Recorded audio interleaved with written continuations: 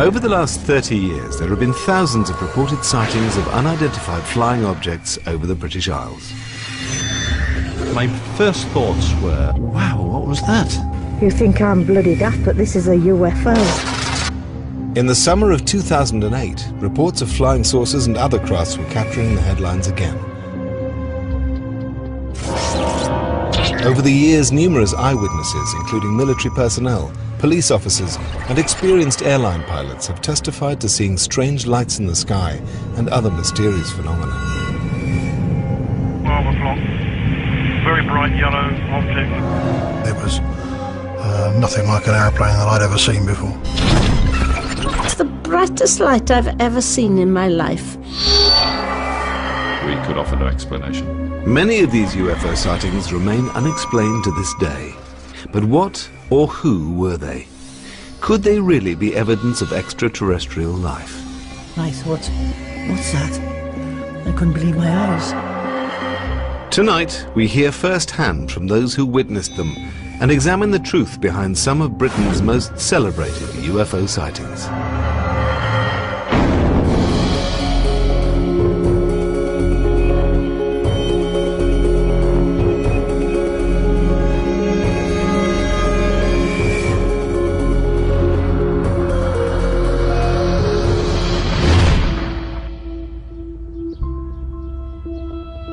At the beginning of 1980, Todmorden was a little-known West Yorkshire mill town. But before the year's end, the town would be associated with one of the strangest stories in British UFO history. For something you've only read about or seen on television, and suddenly, it's there. If you think of a double-decker bus sideways, that's how big it was. And he wasn't the sort of person that would suddenly say something, you know, that hadn't happened. So I believed him. I felt quite safe in the police car. Now if somebody got out of it, I'd be bloody scared. The story of a young Yorkshire police officer's sighting of an unidentified object became headline news. I believe Alan Godfrey's telling the truth. If he's lying, he deserves an Oscar. Almost 30 years later, his experience has become part of UFO folklore. I've been a journalist for 50 years and covered quite a few rather strange stories. But the Alan Godfrey story is undoubtedly the most astonishing thing I ever covered. In 1980, Alan Godfrey had been a police officer in the Todmorden area for 6 years. On the night of the 28th of November, he claims to have witnessed something extraordinary. We got radio messages from our control room that people were reporting seeing a small herd of cows roaming around a local council estate. And as I'm going up Burnley Road, I could see in the distance, about 500-600 yards up the road, something that had skidded. I thought it was a staff bus that had skidded across the road for some reason. Whatever it was, I decided to go and investigate. So I'm driving towards this object, and I got within about 20 yards, and there it was. An object, nuts and bolts, hovering above the road surface. It was shaped in a diamond shape, and the bottom flange was rotating. The top half appeared to be stationary. I didn't know what to do. I mean, what would you do? Well, if it were you, you'd probably ring the police up. But in my case, I'm already there, so I thought I'd radio our control room. Alpha Foxtrot 203 to control. Now with two radios, we've got a VHF, which is the car radio, and UHF, which is the personal radio. I tried both, and none of them had worked. Come in, control. It was eerily silent. That really does stick in my mind, that was really eerily silent. And for some reason, I don't know why, I picked my clipboard up and started to draw it. I made a quick sketch. So it's there. Rather than my head, it's there, it's black and white. Although he'd made a sketch, Alan Godfrey's story would ultimately centre around what happened next. Now with like a white and I'm at the other side of it, driving. Quick glance at mirror, it's not there. I got out of the car. The road surface was whirlpool dry, like a spinning object would make, you know, with all these leaves and branches and what have you. You could see an area of road surface that wasn't like the other. The others were wet, this was dry. Unsure of what had happened to him, PC Godfrey drove straight back to the police station in Todmorden. When Alan came into the police station, he was very agitated. I says to him, you'll never guess what I've just seen, you know. You won't believe what I've just seen. At first, you know, you think he's totally outrageous, you know, but I've no reason to doubt him. I mean, I've known him for a long time, and we know each other really well, and I've no reason to doubt what he said. But the night still had one more surprise left. As Alan Godfrey ended his shift, he noticed something else he couldn't explain. There was approximately 30-35 minutes missing that couldn't be accounted for. From me leaving the police station to coming back. To me, I'd only been away 15 minutes. Over I hadn't, I'd been away approximately 45-50 minutes. What Alan Godfrey claimed to have experienced was strange enough, but he wasn't alone in witnessing unusual phenomena that night.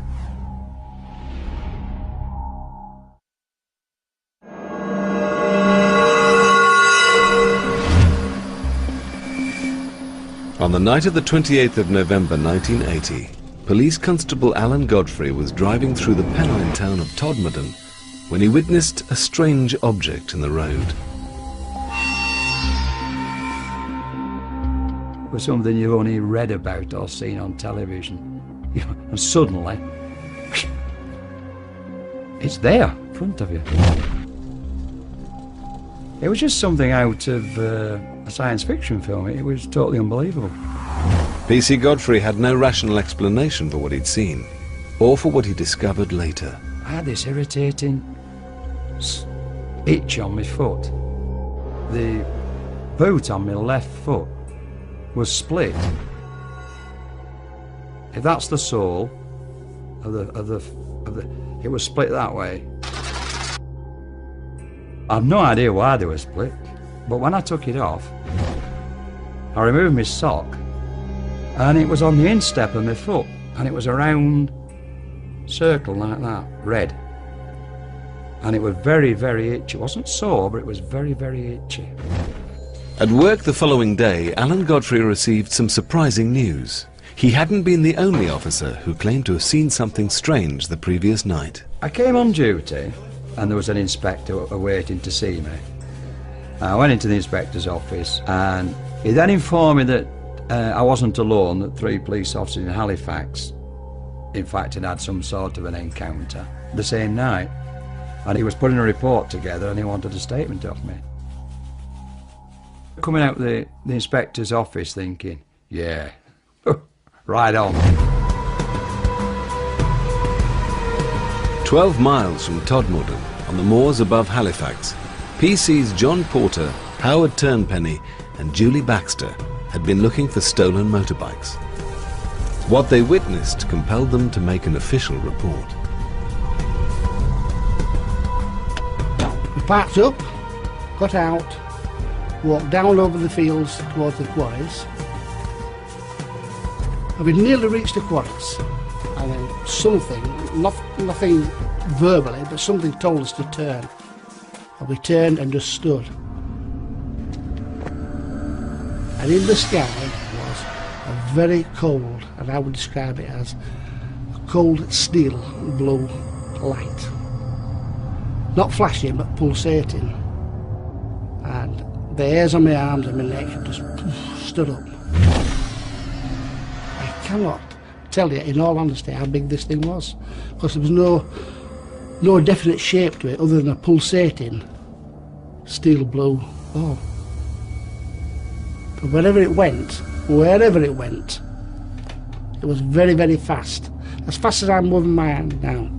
A second, a second, a second, a second, And that's how fast it moved, with no noise. Whiskey Delta 40 to Halifax Control. Tried to speak to Halifax on the radio. Nothing. Absolutely dead. I wasn't frightened, I was intrigued as to what this was. But for WPC Julie Baxter, the experience proved unsettling. Julie was scared. There's no doubt about it. She made her feelings very plain. Scared. Howard was like me, he wanted to know what it was. He wanted to see this thing. And for no known reason, it shot off in a big overhead arc towards Todmorden. Whatever it was not of... I can't explain whatever of our making. It was something completely alien to my understanding. And the night was getting even stranger. 2 traffic officers on the moors near Littleborough, 12 miles from both Alan Godfrey and the Halifax patrol, reported seeing a bright pulsating sphere hovering between 2 electricity pylons before it sped off over the hills. In all, 6 separate police officers had witnessed strange phenomena that night. But it was Alan Godfrey's story which caught the attention of both the local press and UFO investigators, many of whom descended on Todmorden in the wake of the sighting. In 1980, Jenny Randalls headed British UFO investigation group Bufora. She was born near Todmorden and has written about British UFO sightings for over 35 years. The Alan Godfrey experience, when it happened, came at the culmination of a whole series of events during the preceding 3 or 4 months that had been occurring in and around that area. They'd been getting stranger and stranger.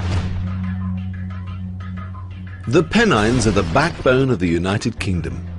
The area stretches from the Scottish borders to the Derbyshire Peaks, a distance of 250 miles.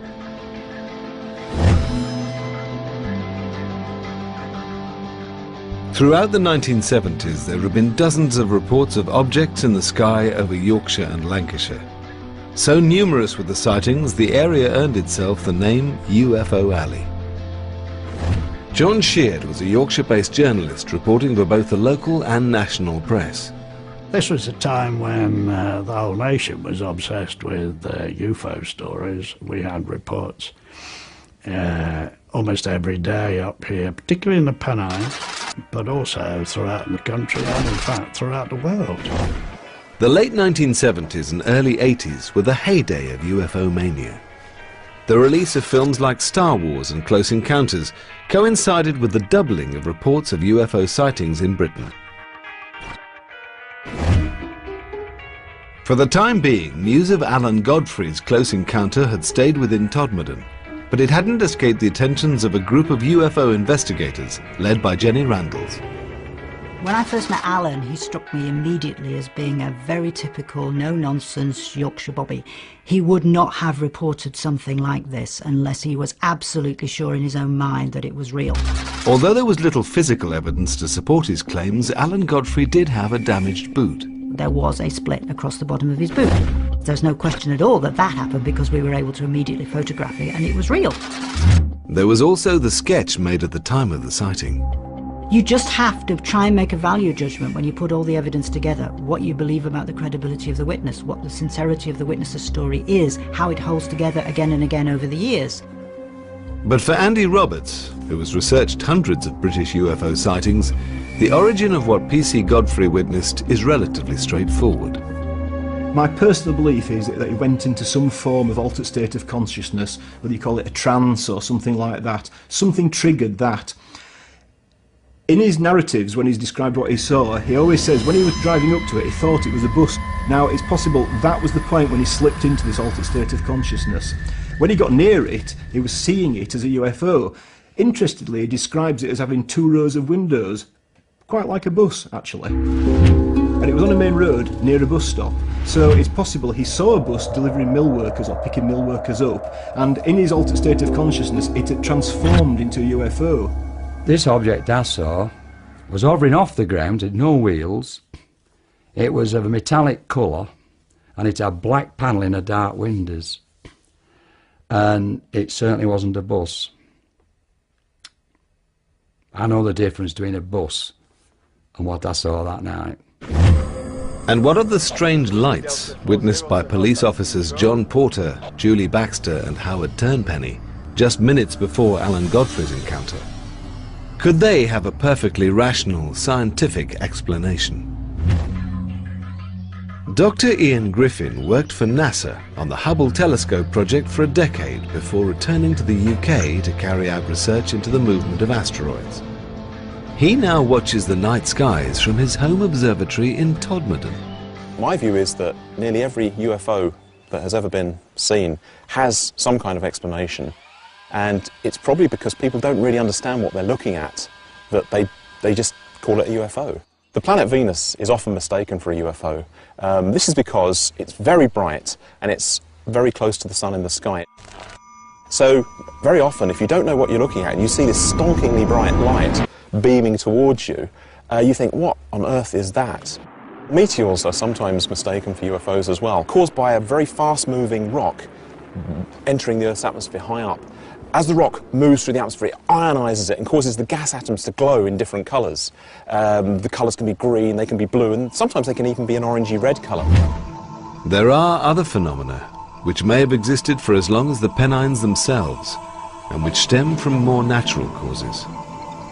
Could these be the reason for the many sightings in the area, including those of Alan Godfrey and the other police officers in 1980? Dr. David Clarke undertook a major study of the area, known as Project Pennine.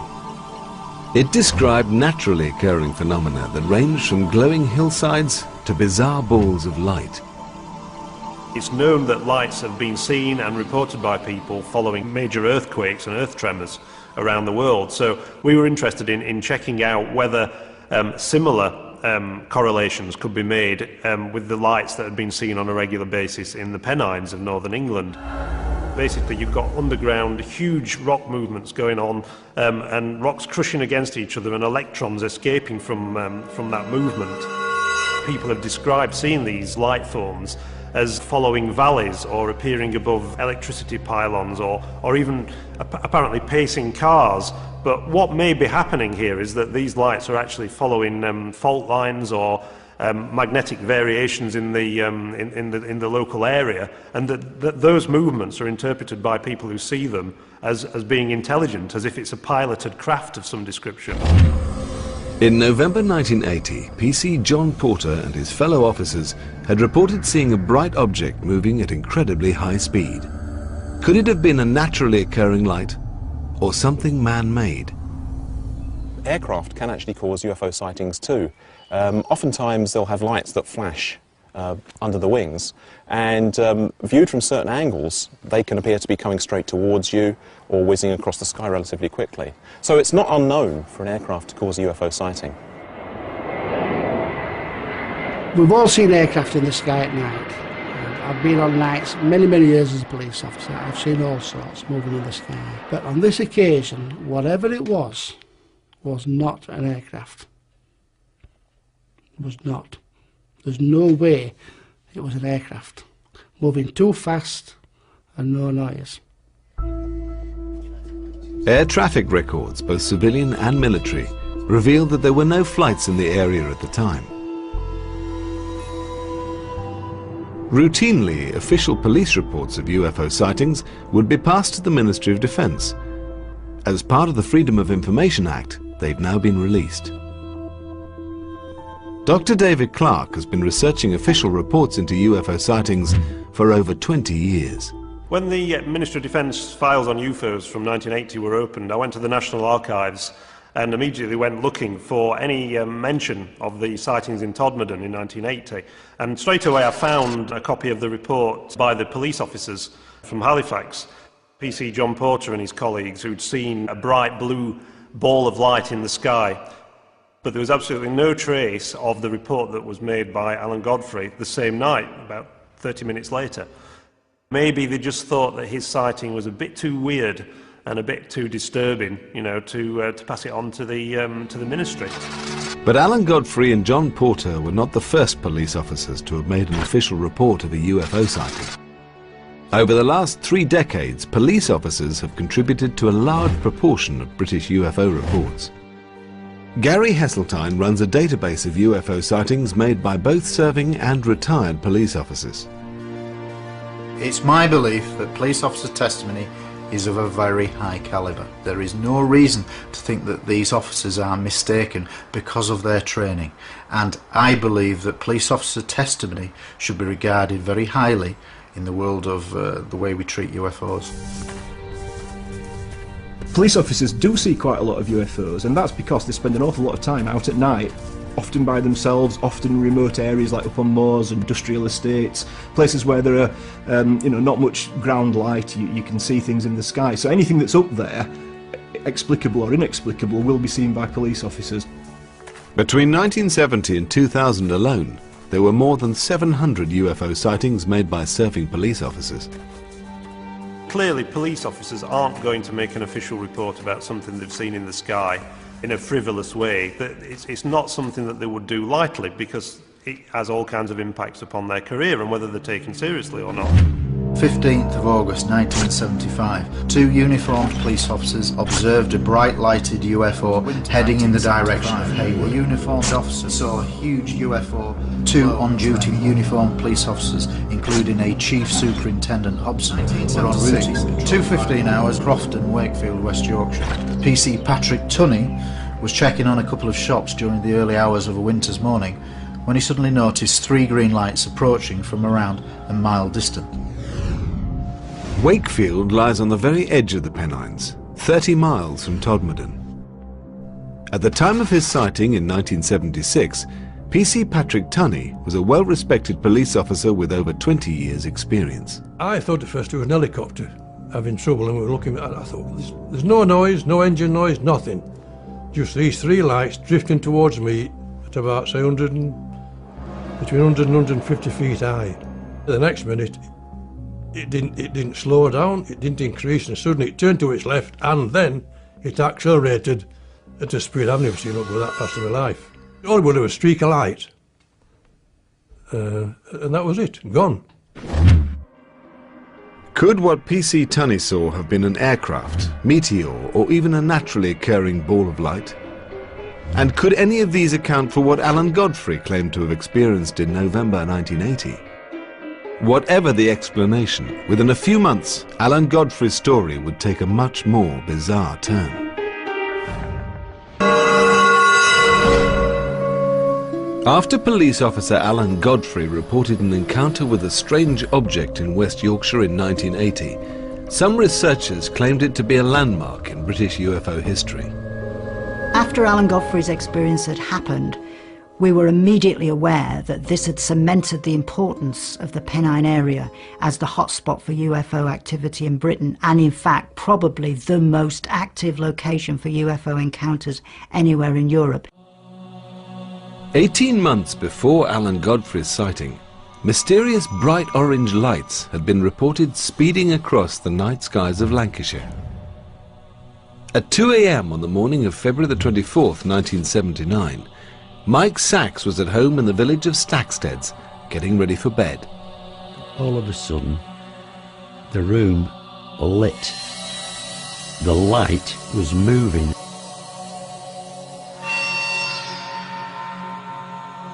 I rushed to the window to be confronted with this huge ovoid, about 8-10 foot across, light, all diffused around the edges. It was pulsing, brilliant to intense, very orangey white. There was no sound. I remember that distinctly. We were in awe at this. We couldn't believe what we were seeing. It slowly descended out of sight into the quarry. It went through my mind, they do exist. These things do exist. And Mike Sachs wasn't the only witness to the mysterious object. Local farmer Alf Kime, then 19, was out working with another farmhand when he too saw something strange in the sky. We thought it was a shooting star flying down, and this building blocked it, so we shot past the building to see it.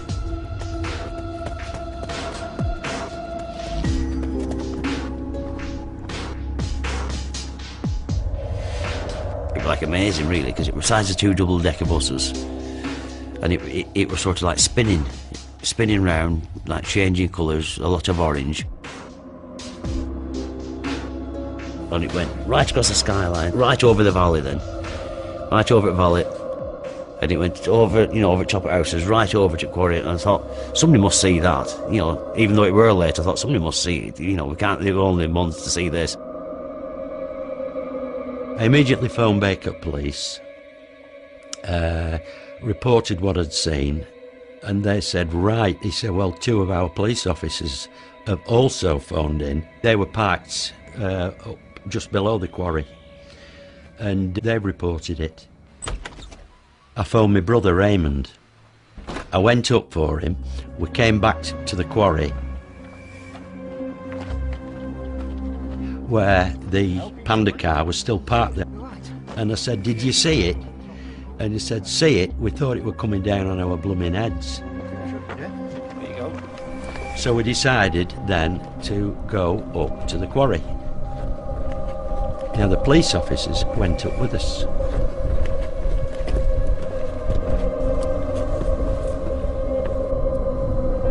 But there was nothing to be seen.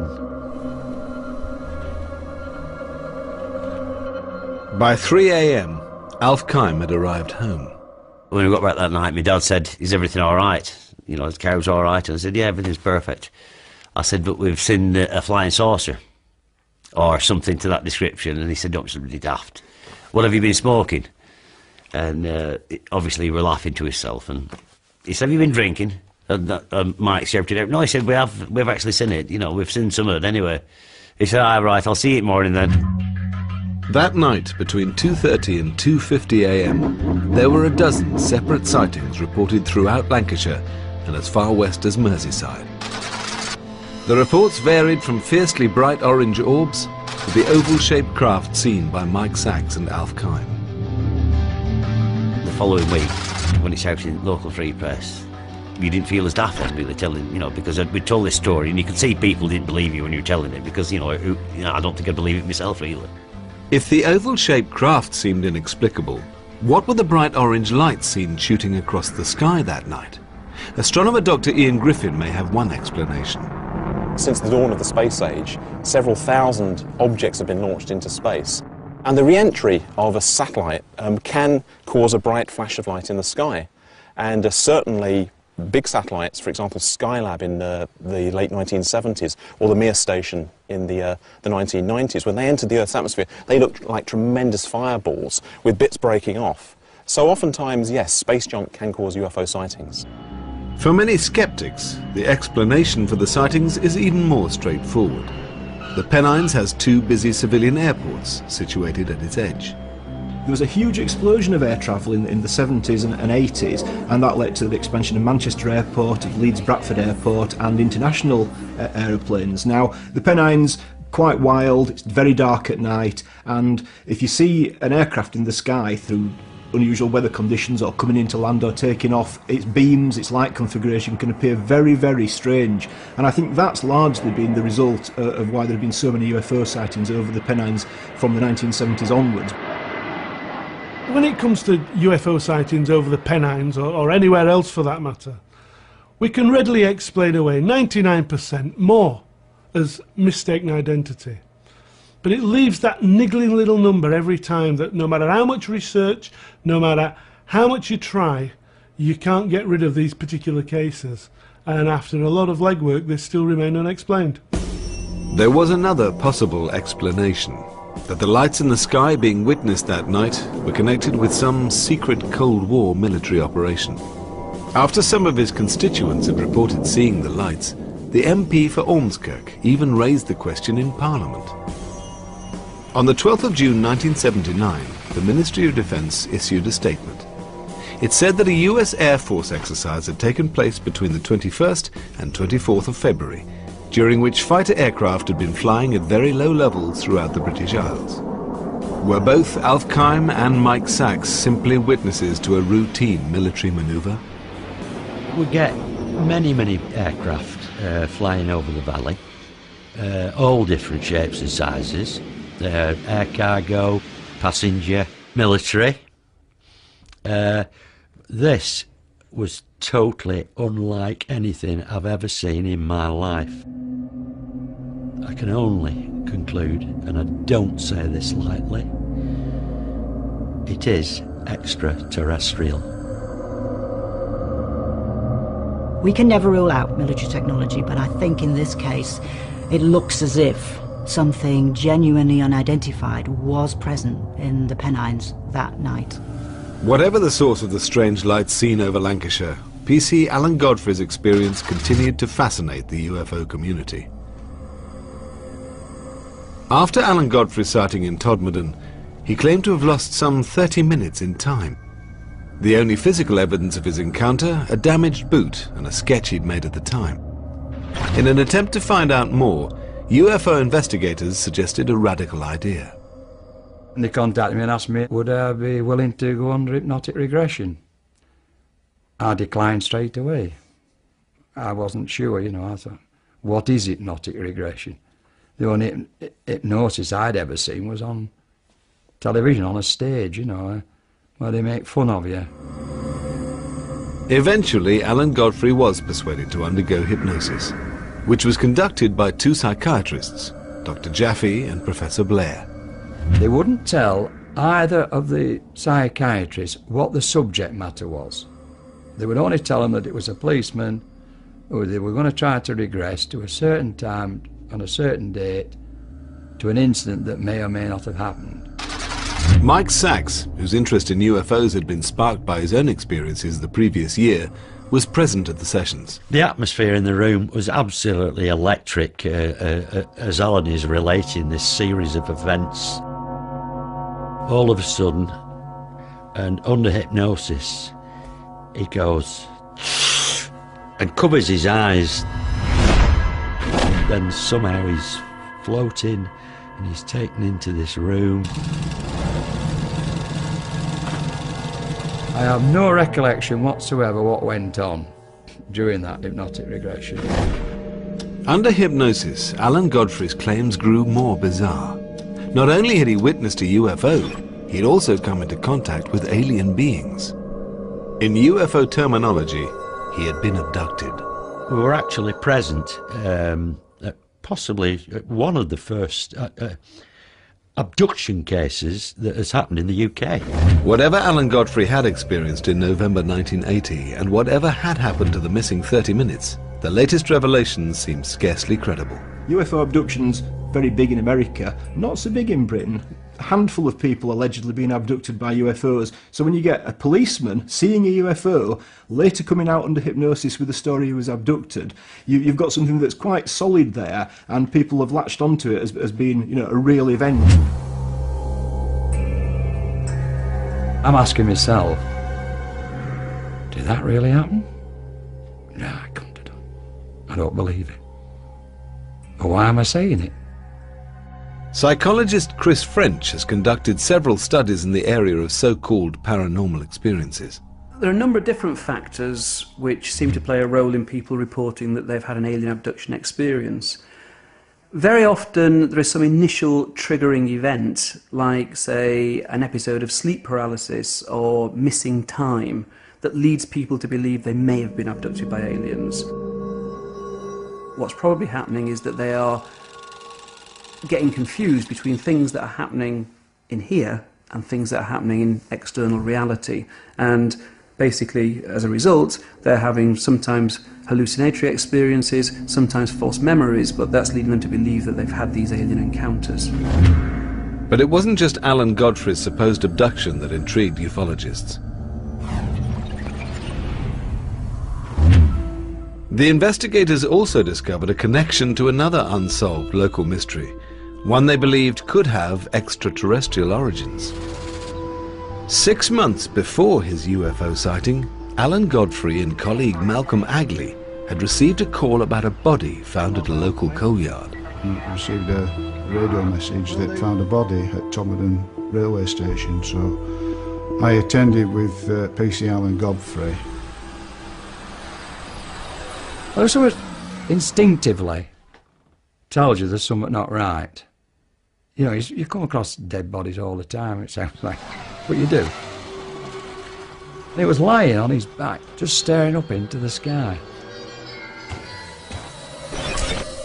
There's no disturbance of the coal, you know, to say how he got there. I just can't explain it at all. It was being treated as a crime scene. I think everybody at that stage thought it was a crime. That's how obvious it was. Why would a man climb a stack of coal, lie down on his back on top and die?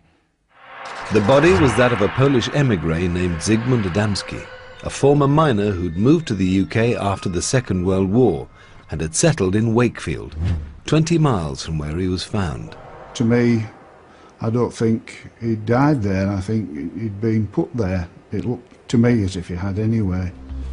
The evidence was inconclusive. You'd expect if somebody had been lying on the belly or had climbed up the coal, it'd be covered in coal dust. It'd been raining, it'd stick to him like glue. There was no visual coal on him, on the front of him, anywhere. Either on his face or anything. And he had these black marks that transpired to be burn marks round the back of the head. And there was one at the nape of the neck here, like an open wound, like a blistering wound, and it had had an ointment applied to it. We just thought it was strange, you know, that he had these injuries and this sort of green ointment, which looked nothing I've seen before at all, you know. It just seemed strange and a bit unnatural, really. Zygmunt Adamski had gone missing after a shopping trip. There was no suggestion that he'd planned to disappear, and he was known as a loving family man with no obvious enemies. The autopsy confirmed that Adamski had died of a heart attack.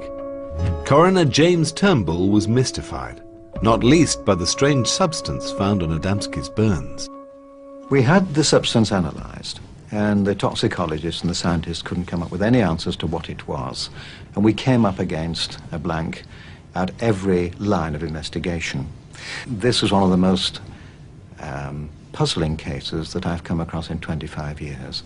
If somebody proved to me that UFOs exist and that there was one around there at that time and that in some way we could associate it with this case, then perhaps I might say I'd only raise half an eyebrow.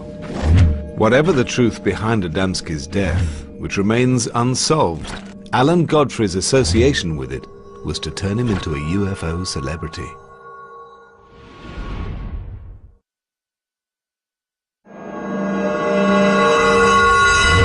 In November 1980, PC Alan Godfrey had witnessed a mysterious object whilst on patrol in Todmorden. If I'd have got out the car and thrown a brick at it, it would have gone clang. That's how real it was. Alan Godfrey was also connected to a mysterious death, which remains unsolved after almost 30 years. Zygmunt Adamski had gone missing in June 1980. His body had been found 5 days later, lying on top of a coal heap in Todmorden. At the inquest, Coroner James Turnbull was mystified, recording an open verdict and even suggesting a link with UFOs. I did nearly 27 years in the police, and it's the one thing that I've never really got to the bottom of, and it is bizarre, and it's always been there at the back of my mind. There's just no explanation for it at all. Nobody has ever been charged in relation to the death of Zygmunt Adamski, and the strange ointment which covered his burns has never been identified. To this day, we don't know whether or not there actually is any connection with the Adamski death. The case is still unsolved. They've never found out how his body got onto the top of that coal heap. Some UFO researchers looked at all the pieces of the puzzle. You know, the fact that he was put on a coal tip, and how did he get there? It's mysterious. And they just jumped to the most massive of conclusions that, you know, the only explanation must be that he's been abducted by aliens and something's gone wrong. The Adamski story was picked up by Sunday Mirror journalist John Sheard. Although more used to covering Northern Ireland and the trial of the Yorkshire Ripper, he recognised the opportunity for an exclusive. I sat down and tried to write it as straight as I could. I didn't want it to sound over-sensational because it was already a very sensational story. What I didn't know was that when it hit the streets that Sunday, as the front page lead, was the incredible reaction that would happen. I'm talking about literally thousands of letters, hundreds of phone calls. And I began to realise that this was a story that, even though I was still a bit iffy about it, had gripped millions of people throughout the world. John Sheard soon discovered PC Alan Godfrey's involvement with the Adamski case, and the later claims made under hypnosis that he'd been the subject of an alien abduction. I've been a journalist for 50 years and covered quite a few rather strange stories. But the Alan Godfrey story is undoubtedly the most astonishing thing I ever covered. What made Alan's story so special from my point of view was the fact that A, he was a serving policeman, and one expects them to be fairly straightforward in recording facts. And of course it came on the heels of the Adamski story and a very strange inquest. Individually, they were good pieces, but when you add the two together and a possible connection, you've got dynamite. At the time, Alan Godfrey's story captured the public imagination. Whatever the truth behind it, it's become one of Britain's classic UFO cases. I've got no doubt that Alan's UFO experience was to him real. Whether it was objectively real is a different kettle of fish altogether.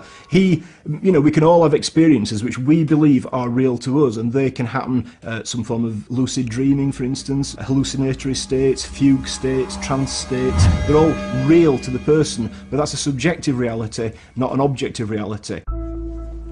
On the moors above Halifax, former police officer John Porter is meeting Alan Godfrey. Long time since I've seen you. Both reported seeing something unexplained on the night of the 28th of November 1980. How are you? I'm all right, you're getting grey. Hey, you still got yours, haven't you? Yeah, I know, but it's stuck on. Yeah. It was only when I found out about you lads that it made me feel a lot more comfortable. Yeah. You know, because... I can understand that. Do you know what I'm on about? Three of us can't be wrong. Three of you can't be wrong. Three of us cannot be wrong. Three of us saw what we saw. Exactly. Now, I was on my own. Yeah. And I've been told I would hallucinate. I've been, whatever. I've had all this. And another one, I was told I'd fallen asleep at the wheel. Absolutely. And I'm driving, but you know what I mean, I'm driving. I know. I mean, I'd only left the police station 5 minutes earlier, you know. Alan has never changed his story. He's a very down-to-earth gentleman, and he had more to lose than to gain by relating such an incident. And that's why Alan's story goes down as a classic close encounter from the UK. The Pennines continue to be fertile ground for strange phenomena. The numbers of reported UFO sightings are nowhere near those of the late 1970s and 80s, but they do still happen. If you look at the number of sightings that have been reported over the years, you know, we appear to be absolutely swamped with aliens. You know, the whole planet must be swarming with their ships as they're racing across the universe to visit us. It simply does not add up. I have not come across a UFO that cannot be explained when you go through the various things that it possibly could be. If you know the sky, you can understand what you're seeing. But for many who experienced their own close encounter, the passing of time hasn't diminished the impact.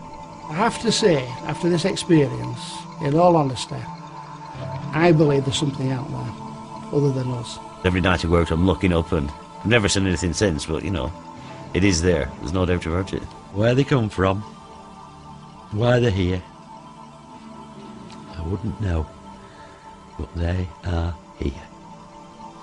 Alan Godfrey left the police force in 1985. Almost 30 years on, he's still sticking to his story. It's 28 years ago, and I still believe in what I saw was really there.